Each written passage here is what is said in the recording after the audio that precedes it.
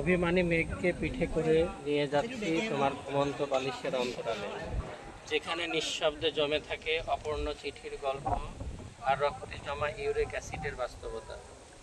হঠাৎ যদি জেগে ওঠো, খুঁজে পাবে চুলের পাশে এক চিলতে মেঘ যাত্রী ছাউনির মতো আরাম দিচ্ছে তোমার অপ্রকাশিত ক্লান্তির অমলতাকে।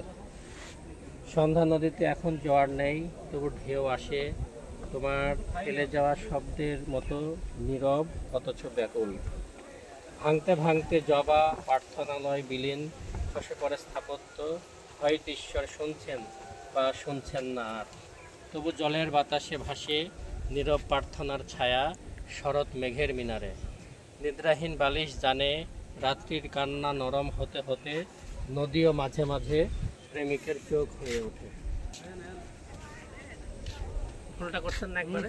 Great job.